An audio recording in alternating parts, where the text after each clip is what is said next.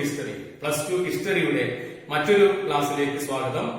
And today we are going to talk about Ashokan inscriptions, location of Ashokan inscriptions. ഇന്ന് നമ്മൾ പരിചയപ്പെടുന്നത് നമ്മുടെ രണ്ടാമത്തെ അധ്യായത്തിലെ രണ്ടാമത്തെ ഭൂപടമാണ്. Map 2 of chapter 2, distribution of Ashokan inscriptions. Maurya വംശത്തിലെ പ്രധാനപ്പെട്ട ഭരണാധികാരിയായിരുന്ന അശോക ചക്രവർത്തിയുടെ ലിഖിതങ്ങൾ സ്ഥിതി ചെയ്യുന്ന പ്രദേശങ്ങളെ മനസ്സിലാക്കുക എന്നതാണ് ഈ സെഷനിലൂടെ ഉദ്ദേശിക്കുന്നത്. And when we talk about Ashokan inscriptions, these inscriptions are divided into inscription and edict. ലിഖിതങ്ങളെ കുറിച്ച് പറയുമ്പോൾ, അശോക ലിഖിതങ്ങളെ കുറിച്ച് പറയുമ്പോൾ അവ രണ്ട് തരത്തിലാണ് കാണപ്പെടുന്നത്: ഇൻസ്ക്രിപ്ഷൻ ആൻഡ് എഡിക്റ്റ്.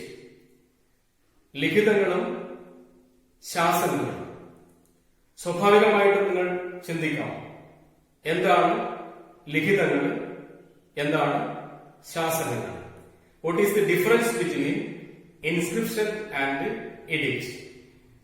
ലിഖിതങ്ങളും ശാസനങ്ങളും തമ്മിലുള്ള വ്യത്യാസം എന്തെന്ന് നമുക്ക് ആദ്യം പരിശോധിക്കാം. Inscription. Inscription is any writing on stone, pillar, rock or on a hard surface. കല്ലിലോ പാറയിലോ തൂണുകളിലോ അല്ലെങ്കിൽ മറ്റേതെങ്കിലും കട്ടിയുള്ള പ്രതലത്തിലോ കാണപ്പെടുന്ന എഴുത്താണ് ലിഖിതങ്ങൾ. It can convey any kind of message from a person. ഒരു വ്യക്തിയിൽ നിന്നുള്ള അല്ലെങ്കിൽ ഒരു വ്യക്തിയുമായി ബന്ധപ്പെട്ട ഏത് തരത്തിലുള്ള സന്ദേശവുമാകാം അതിന്റെ ഉള്ളടക്കം. ഉദാഹരണത്തിന്, രാജാക്കന്മാർ നടത്തുന്ന ഭൂമിദാനങ്ങളെക്കുറിച്ചുള്ള വിവരങ്ങൾ ലിഖിതങ്ങളിൽ നിന്ന് നമുക്ക് ലഭ്യമാണ്. Edicts are basically laws or enactment passed by the king. ശാസനങ്ങൾ പ്രധാനമായും നിയമങ്ങളാണ്. രാജാവ് പുറപ്പെടുവിക്കുന്ന നിയമങ്ങളാണ് ഇവിടെ ശാസനങ്ങൾ. Edicts contain legal code of the country. രാജ്യത്തിന്റെ അല്ലെങ്കിൽ സാമ്രാജ്യത്തിന്റെ നിയമങ്ങളാണ് ഇവയിൽ നമുക്ക് കാണാൻ കഴിയുക. As the Ashokan inscriptions are basically his command or instructions to his people, they are known as edicts. അശോകന്റെ ലിഖിതങ്ങൾ അടിസ്ഥാനപരമായി ശാസനങ്ങളാണ്. He used the inscription to propagate his idea of dharma. Ashokan തന്റെ ധർമ്മതത്വങ്ങൾ പ്രചരിപ്പിക്കാൻ വേണ്ടിയാണ് ലിഖിതങ്ങളെ ഉപയോഗിച്ചത്. ധർമ്മശാസനങ്ങൾ എന്നാണ് ഇതിനെ വിളിക്കുന്നത്. തന്റെ പ്രജകൾ പാലിക്കേണ്ടുന്ന നിർദ്ദേശങ്ങളാണ് അതിൽ ഉള്ളത്. Ashokan inscription is divided into 3 on the basis of surface on which it is inscribed. എഴുതപ്പെട്ട പ്രതലത്തെ അടിസ്ഥാനമാക്കി അശോക ലിഖിതങ്ങളെ 3 തിരിക്കാവുന്നതാണ്. What are the 3 categories? First one, rock inscription, ശിലാ ലിഖിതങ്ങൾ. സെക്കൻഡ്, പില്ലാർ ഇൻസ്ക്രിപ്ഷൻ, സ്തംഭ ലിഖിതങ്ങൾ. തേർഡ്, കേവ് ഇൻസ്ക്രിപ്ഷൻ, ഗുഹാ ലിഖിതങ്ങൾ. Out of these, rock and pillar inscriptions are basically edicts. ഇവയിൽ ശിലാലിഖിതങ്ങളും സ്തംഭലിഖിതങ്ങളും ശാസനങ്ങളാണ്. When we talk about edicts, we can find 3 categories. ശാസനങ്ങളെ കുറിച്ച് പറയുമ്പോൾ അവ പ്രധാനമായിട്ടും 3 തരംതിരിച്ചിട്ടുണ്ട്. First one, major rock edicts, പ്രധാന ശിലാശാസനങ്ങൾ. സെക്കൻഡ്, മൈനർ റോക്ക് എഡിക്ട്സ്, ലഘു ശിലാശാസനങ്ങൾ. തേർഡ് വൺ, പില്ലാർ എഡിക്ട്സ്, സ്തംഭ ശിലാശാസനങ്ങൾ. Location of edicts have helped us a lot in forming an idea of the extent of Ashoka's empire. Ashoka സാമ്രാജ്യത്തിന്റെ വിസ്തൃതിയെക്കുറിച്ചുള്ള ഒരു ധാരണയുണ്ടാക്കാൻ ശാസനങ്ങൾ നമ്മളെ വളരെയധികം സഹായിക്കുന്നു. Ashoka's edicts are scattered throughout the areas of present in Afghanistan, Pakistan, Nepal, Bangladesh and of course India. Ashoka ശാസനങ്ങൾ Indian ഉപഭൂഖണ്ഡമാകെ വ്യാപിച്ചു കിടക്കുകയാണ്. ഇന്ത്യക്ക് പുറമെ അഫ്ഗാനിസ്ഥാൻ, പാകിസ്ഥാൻ, ബംഗ്ലാദേശ്, നേപ്പാൾ എന്നിവിടങ്ങളിൽ നിന്നെല്ലാം ഇവ കണ്ടെടുത്തിട്ടുണ്ട്. And they were located in public places and meant for people to read. ഇവ പ്രധാനമായിട്ട് സ്ഥാപിച്ചു കാണപ്പെടുന്നത് പൊതുജനങ്ങൾ തടിച്ചുകൂടുന്ന ഇടങ്ങളിലാണ്.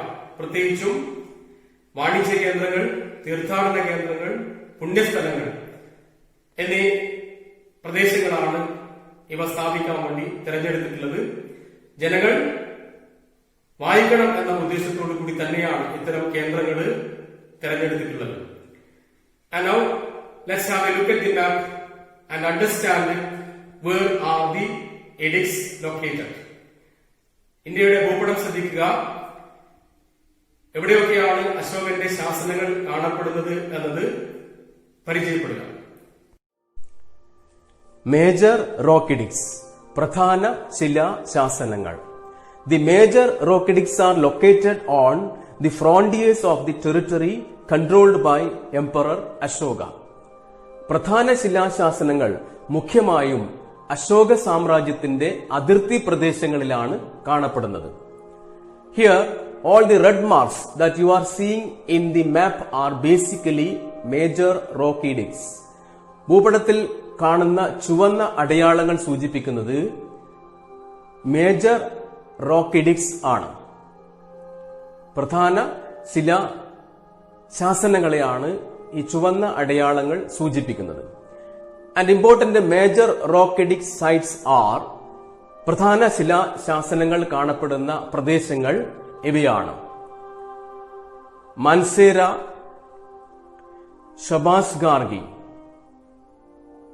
മൻസേര ആൻഡ് ഷബാസ് ഗാർഗി ഈ രണ്ട് പ്രദേശങ്ങളും പാകിസ്ഥാനിലാണ് സ്ഥിതി ചെയ്യുന്നത്. Mansehra and Shahbaz Garhi in Pakistan. Then Kandahar. Kandahar എന്ന പ്രദേശം അഫ്ഗാനിസ്ഥാനിലാണ്. So Kandahar in Afghanistan. Then Girnar. Girnar in Gujarat. ഗുജറാത്തിലെ ഗിർനാർ. സൊപാര ഇൻ മഹാരാഷ്ട്ര. മഹാരാഷ്ട്രയിലെ സൊപാര. സന്നതി ഇൻ കർണാടക. കർണാടകത്തിലെ സന്നതി. ദെൻ ഒറീസയിലെ രണ്ട് പ്രദേശങ്ങൾ, Sishupalgarh and Jaugada. Sishupalgarh and Jaugada in Orissa. Kalsi in Uttarakhand. ഉത്തരാഖണ്ഡിലെ Kalsi. And these are the important major rock edict sites found in the Indian subcontinent. ഇവയൊക്കെയാണ് പ്രധാനപ്പെട്ട ശിലാശാസനങ്ങൾ കാണപ്പെടുന്ന ഇന്ത്യയിലെ പ്രദേശങ്ങൾ.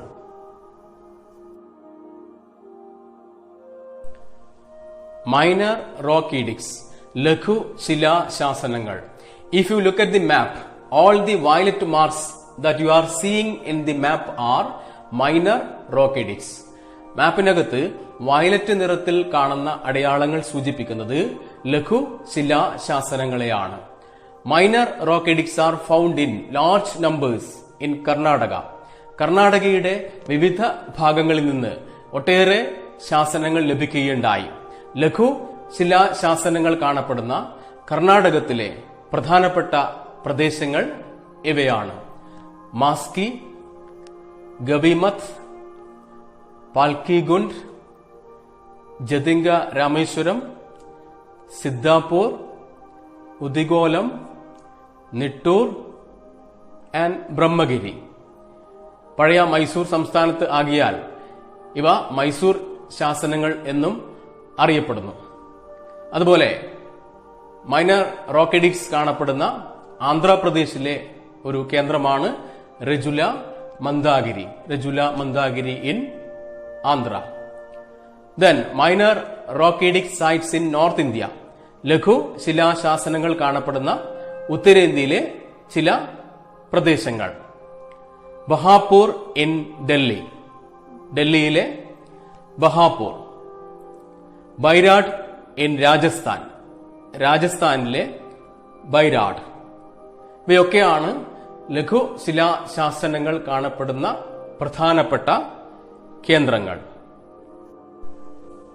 പില്ലാർ ഈഡിക്സ്, സ്തംഭ ശിലാശാസനങ്ങൾ. Pillar edicts are found mainly in Buddhist sacred centres. സ്തംഭ ശിലാശാസനങ്ങൾ പൊതുവെ ബുദ്ധമത പുണ്യ കേന്ദ്രങ്ങളിലാണ് കാണപ്പെടുന്നത്.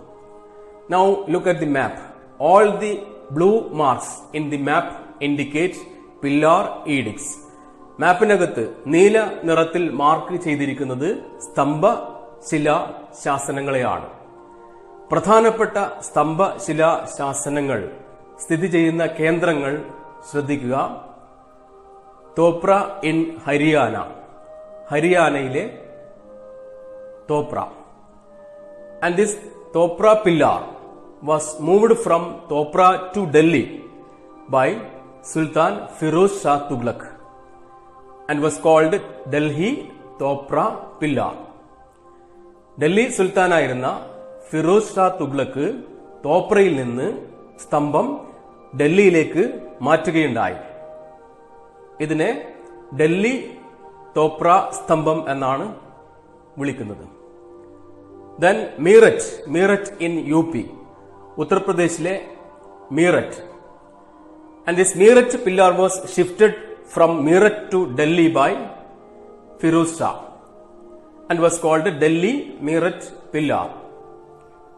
അതുപോലെ മീററ്റ് സ്തംഭവും മീററ്റിൽ നിന്ന് ഡൽഹിയിലേക്ക് കൊണ്ടുവന്നത് ഫിറോസ് ഷാ തുഗ്ലക്കിന്റെ കാലത്താണ്.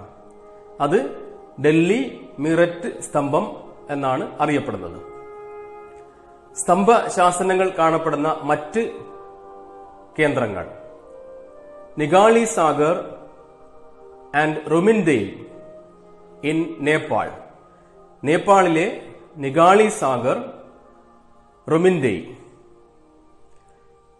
Then Rampurva, Lauriya Araraj, Lauriya Nandangarh and Sasaram in Bihar. ബീഹാറിലെ രാംപൂർവ, ലോറിയ അരാർജ്, ലോറിയ നന്ദൻഗാർ, സഹസ്രം എന്നിവയാണ് ബീഹാറിലെ പ്രധാനപ്പെട്ട കേന്ദ്രങ്ങൾ. Then Sarnath, Kausambi in Uttar Pradesh. ഉത്തർപ്രദേശിലെ സാരാനാഥും കൗസാംബിയും സ്തംഭ ശിലാശാസനങ്ങൾ കാണപ്പെടുന്ന പ്രദേശങ്ങളാണ്. അതുപോലെ Sanchi in Madhya Pradesh and Gujarra also in Madhya Pradesh. മധ്യപ്രദേശിലെ സാഞ്ചിയും ഗുജറയുമാണ് മറ്റു പ്രധാനപ്പെട്ട കേന്ദ്രങ്ങൾ.